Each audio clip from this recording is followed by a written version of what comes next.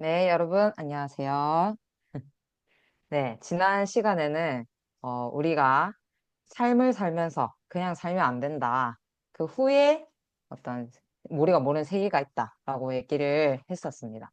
자, 그래서, 우리가 이 세계를 사는 동안, 물론 이 몸이 있지만, 우리 이 세계에도 있지만, 신이 있습니다. 분명히.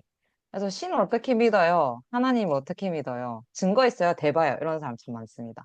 자, 그래서 제가 그 증거, 우리가 어떤 볼 수 있는, 거를 좀 얘기를 해보려고 합니다. 자, 여기 여러분 보이시나요? 그림? 그림에 뭐가 있죠? 반응을 시계가 해주시면 됩니다. 보입니다. 네, 시계입니다, 시계가 시계. 보이죠? 시계가 한 두 종류 있습니다. 네, 지금 왼쪽, 오른쪽인데, 뭐가 더 비싸 보이나요? 차이가 있나요, 오른쪽. 혹시? 오른쪽이요? 네. 네. 저는 이 시계, 이번 발표 준비하면서, 브랜드 이름을 처음 알았습니다. 명품 시계인데, 파텍 필립이라고 엄청 비싼 시계를 하더라고요. 그래서 이 시계가 있습니다. 시계가 있는데, 두 개 차이점이 뭐냐면, 이 왼쪽 시계는 사실 테무에서 파는 10,000원짜리 시계입니다. 네. 그리고 오른쪽의 이 시계는 4천만 원짜리 명품 시계입니다. 사실 더 비싼 시계들도 많지만. 그래서 이 시계를 왜 가지고 왔냐? 왼쪽 시계와 오른쪽 시계의 차이는 일단 공통점은 시간을 알려줍니다. 그렇죠? 그 손목에 찰 수 있습니다. 사실 큰 차이가 없어 보입니다.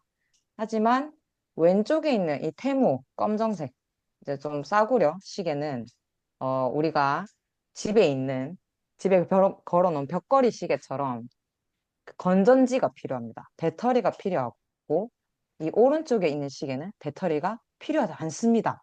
근데 어떻게 돌아가지? 네. 자, 잘 보시면 엄청 비싸 보이죠? 안에 보석도 있지만 이런 명품 시계, 비싼 시계들은 부품이 수백 가지입니다. 왜냐하면 배터리 없이 동력으로만 돌아가기 때문에 엄청나게 정교한 그런 부품들을 수백 가지, 수십 가지 아니고 수백 가지를 쓰기 때문에 비쌀 수밖에 없습니다. 네. 그래서 여기 뭐 영어로 지금 이 제품의 어떤 사양 그 안에 뭐가 들어있는지 이렇게 설명해 놨는데 그거는 크게 중요하지 않고요. 그래서 이렇게 정교하게 시계를 만들었다는 거는 자, 이 부품들이 그냥 모여서 그냥 띡 시계가 만들어진 게 아니라는 겁니다.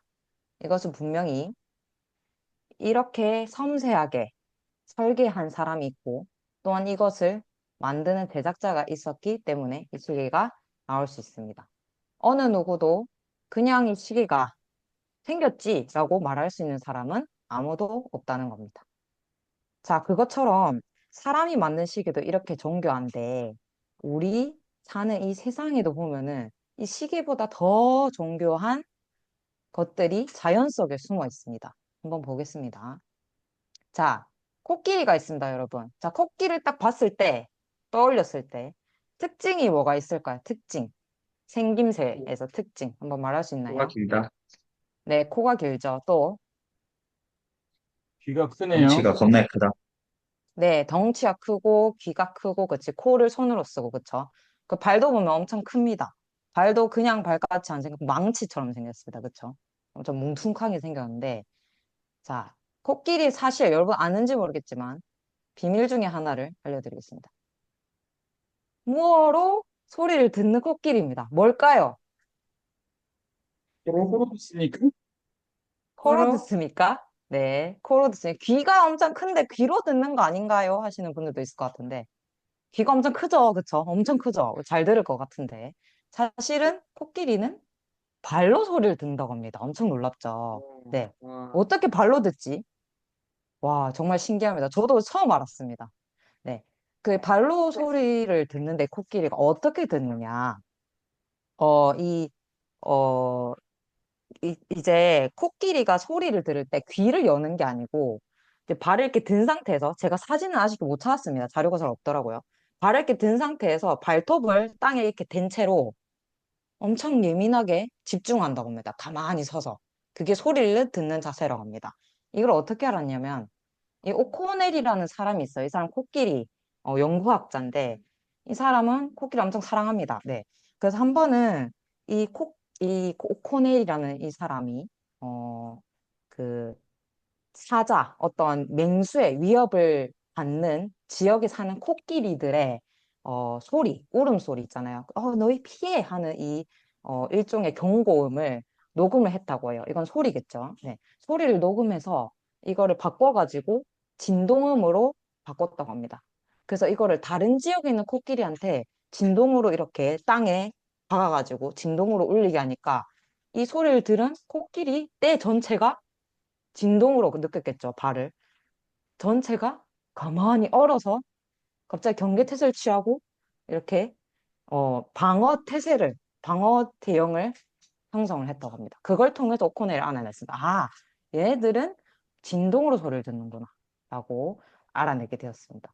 그래서 또한 이 진동음만 듣는 게 아니고 에투샤라는 코끼리 종이 있는데 아프리카 지역에 그 에투샤 코끼리들은 에투샤 코끼리들의 진동에만 반응을 해요. 예를 들어서 케냐 코끼리들의 진동에는 반응하지 않습니다. 그걸 통해서 또 알아낸 게, 이 코끼리들이 진동만 아는 게 아니고 진동을 구분할 줄 아는구나 또 알게 되었습니다. 그래서 발로 소리를 듣는 코끼리였습니다. 네, 신기하죠? 그 다음에 보곡나비라고 있어요. 나방인데 사실은 5cm에 달하는 이 나방입니다. 이 나방이 호주에 사는데요.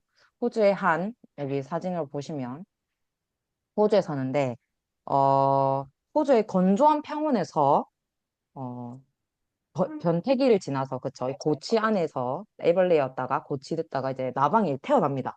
근데 태어나자마자 어딜 바쁘게 막 날아가요. 어딜 향해 날아가냐면, 이 호주가 여름이 되면 엄청나게 덥습니다. 그러니까 스콜칭 하시라고 너무 탈 듯한 더위를 미리 감지를 하고 예감을 하고 서늘한 곳으로 날아갑니다. 근데 그냥 뭐 옆 동네 가는 게 아니고 1000km를 날아서 갑니다. 여러분, 100km 여러분 날아서 갈 수 있습니까? 걸어서 가는 것도 힘든데. 그렇죠? 얘네는 이 7000마리가 떼를 지어서 갑니다. 떼를 지어서. 1000km. 떼를 지어서 가서 서늘한 어떤 동굴을 찾습니다. 그쵸? 그것도 본능적으로.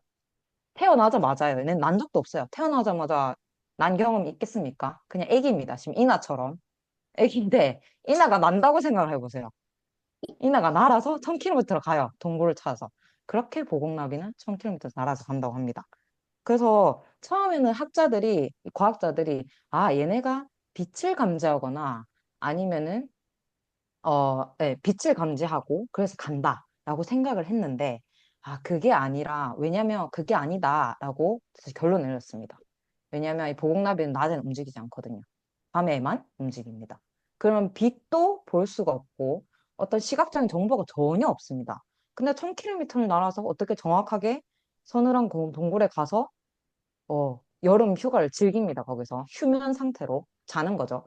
잤다가 이 휴면 상태 끝나고 여름이 끝나고 가을이 되면 다시 정확하게 자기들이 태어난다 치고 다시 옵니다. 그 얘네는 어떻게 이렇게 움직일까? 어떻게 이렇게 날까? 가본 적이 없는 곳을 가고 다시 돌아옵니다. 그래서 이 과학자 알아낸 게, 이 보곡나비가 자기장을 아는구나. 자기장을 느끼는구나. 라고 알아냈습니다. 자, 그 다음. 여러분 잘 아는 바다 거북입니다.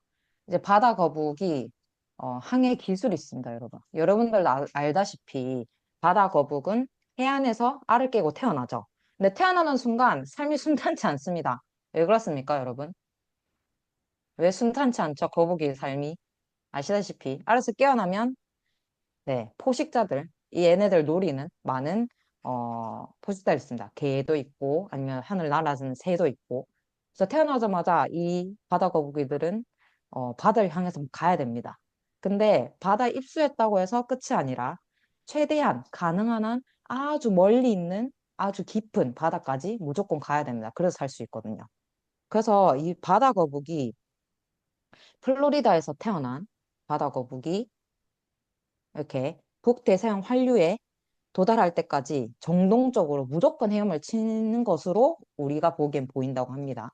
그래서 5년에서 10년을 이렇게 바닷속에서 떠돌면서 네, 죽지 않고 살아난 거북이 한두 마리 정도 있다고 합니다.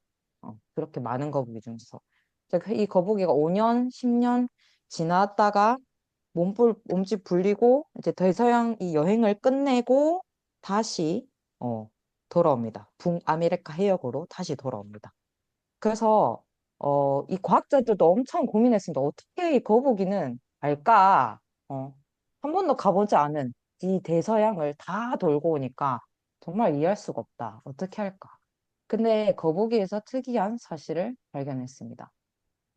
아까 제가 얘기했죠. 그 지구는 하나의 큰 N극, S극 자석과 같아서 자기장이 있습니다. 근데 이 자기장을 감지하고 아는 동물들이 많지만 거북이는 제일 특이한 게 자기가 어, 어디에 있는지 지도를 마치 가진 것처럼 알고 또 어디로 가야 하는지 나침반을 가진 것처럼 안다고 합니다. 이 말은 뭐냐면 어, 왜 그러냐면, 이 바다 대서양들 있죠. 근데 이 바다들마다 잠시만요. 그 바다마다 기울기, 바다 이게 지구가 있으면 기울기가 있죠. 근데 바다 위치가 어디냐에 따라서 기울기가 다르겠죠. 기울기, 그리고 자기장 강도가 각각 다르다고 합니다. 같지가 않습니다. 그래서 마치 지도와 같이 다 지역이 다른 겁니다. 바다 속도. 근데 이 바다에 자기가 어딘지 정확하게 거북이는 알고 어디로 가야 되는지도 정확히 안당합니다. 그래서 이제 자기 감각을 가지고 있는데 이러한 생물들의 어떤 놀라운 사실들을 우리가 보면은 이거는 바다 거북이는 그냥 그렇게 컸으니까 그렇게 자랐으니까 그렇게 태어났으니까 그렇게 가는 거겠지 라고는 설명할 수가 없습니다. 왜냐면 아까 시계 보셨죠? 그 정교한 시계를 만든 누군가가 있는 것처럼 분명히 이 바다 거북이, 그 이제 아까 보여줬던 보공나방, 어, 그리고 그 코끼리에게 그런 특별한 어떤 능력을 부여한 누군가가 있다는 겁니다. 그래서 이 세계를 만드신 이가 분명히 있다. 우리 지구 안에 있는 생물들, 그리고 인간들 포함해서 이 전 우주를 분명히 만드신 이가 있다는 것입니다. 없다고 우리가 할 수 없습니다. 마치 시계를 만든 사람은 없어 라고 말할 수 없듯이 이 세계를 창조를 누가 했어? 그냥 태어난 거야. 그냥 생긴 거야. 라고 할 수가 없다는 겁니다. 그래서 분명히 누군가가 있다는 겁니다. 그래서 성경에 이렇게 말씀이 정확하게 쓰여져 있습니다. 로마서 1장 20절에 보면은 창세로부터 이 세상이 생겨났을 때부터 그의 보이지 않는 것들이 곧 그의 영원하신 능력과 신성이 그가 만드신 만물인 이 세상의 모든 것을 얘기하죠. 분명히 보여 알게 되나니 그러므로 그들이 핑계할지 못하지라. 분명히 누가 여기서 그라는 것은 하나님의 말입니다. 그래서 그의 영원하신 능력과 신성이 이 만물에 체현이 된다는 겁니다. 제가 아까 예시 세 개만 들었죠. 근데 사실 무궁무진합니다. 이러한 놀라운 사실들. 그래서 만물에 분명히 나타난다. 그래서 너희들이 여기에 대해서 신은 없다, 하나님 없다라고 핑계치 못한다라는 말입니다. 네. 그래서 신이 있다는 것을 오늘 얘기를 해봤습니다. 네, 여기까지 하겠습니다. 감사합니다.